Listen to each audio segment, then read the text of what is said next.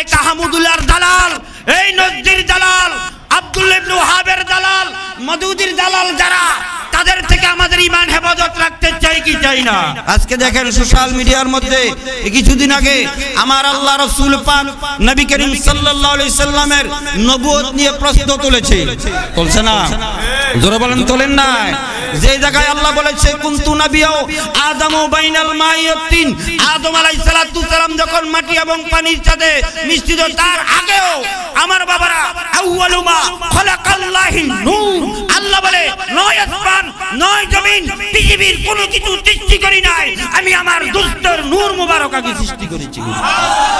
আল্লাহু আকবার। গান সেই পথের মধ্যে আমার শাহেনশাহ গাজীপুরি কুরবান হয়ে গিয়েছে, যেই পথের মধ্যে শাহেনশাহ কুতুব শাহ হুজুর কুরবানি হয়ে গিয়েছে, যেই পথের মধ্যে শাহেনশাহ বন্দি শাহ হুজুর কুরবানি হয়ে গিয়েছে, এই পথটা হচ্ছে সঠিক পথ, এতে কোনো সন্দেহ আছে? তাহলে আমাদের ঈমান নবী কি 40 বছর পরে না আগে? জোরে বলেন, পরে না আগে? কেউ যদি 40 বছর পরে নবী স্বীকার করে, তার ঈমান আছে না গেছে? জোরে বলেন, আছে না গেছে? তাহলে তাদের সাথে কি আমাদের ঈমানি সম্পর্ক আছে? জোরে বলেন, আছে? এই কারণে ঈমানের খোরাক নেওয়ার জন্য আওলাদে রাসূলগণের কাছে যাবেন, আউলিয়ায়ে কিরামের দরবারে যাবেন, গেলে আপনার ঈমান হেফাজত থাকবে। সুবহানাল্লাহ বলেন না? তাহলে মুহাব্বত যায় বলেন, আশিক বিনে কে বুঝিবে দয়াল রহমাতাল লিল আলামিন, নবী রহমাতাল লিল মিন, নবী কোরআন প্রমাণ, প্রেমিক বিনে কে বুঝিবে দয়াল। এই জবান খুলে বলেন, রাসূল পাকের শান গালে সওয়াব হবে, বলেন প্রেমিক বিনে কে বুঝিবে দয়াল। নবী আমার মদিনার বুলবুল, আমার আল্লাহ প্রেম করিয়া নামিটি দিলেন হাবিবে রাসূল। মারহাবা।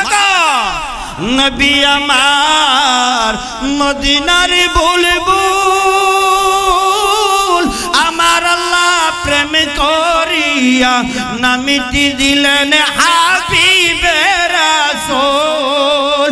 ওই নবীকে বলবো জিলে, ওই নবীকে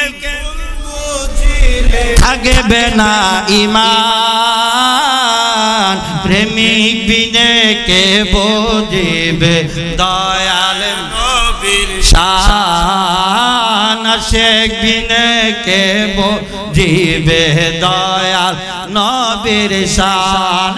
রহমাতাল লিল আলামিন, নবী রহমাতাল লিল আলামিন, কোরআনে প্রমাণ, প্রেমিক বিনে কে বুঝিবে দয়াল।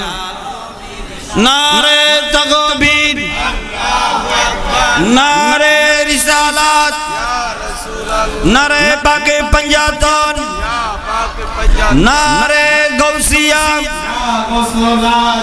नारे चिश्तिया, नारे अरशबिया, শাহেনশাহ গাজীপুরি, আলে রাসূলের আগমন, আওলাদে রাসূলের আগমন, এই এলাকার পক্ষ থেকে গোলামে ওলি আল্লাহ শামসুজ্জামান আশরাফি আল কাদেরী সাহেবের পক্ষ থেকে আওলাদে রাসূলের আগমন, সৈয়দ মোহাম্মদ নুরানী আশরাফি আল জিলানী হুজুর কিবলার আগমন, সকলে বলুন মারহাবা। আওলাদে রাসূল আমাদের সম্মুখে আসতেছে, সকলে ধৈর্য সহকারে বসে। হুজুর কিবলা আসবে। আদব, আদব জিনিসটা হচ্ছে সবচেয়ে বড়। আদবে আউলিয়া, বেআদবে হয় দেউলিয়া। হুজুর আসলেই আমরা, হ্যাঁ, সকলে মাঝখান দিয়ে জায়গা রাখবেন। হুজুর কিবলা আসবে, এই সকলে আদব অনুসারে বসেন। হুজুর কিবলা আসলে সবাই আমরা দাঁড়াই যাব। হুজুর কিবলা আসা পর্যন্ত আমি ধরে রাখি, আল্লাহ যেন কবুল করে। সকলে বলেন আমিন।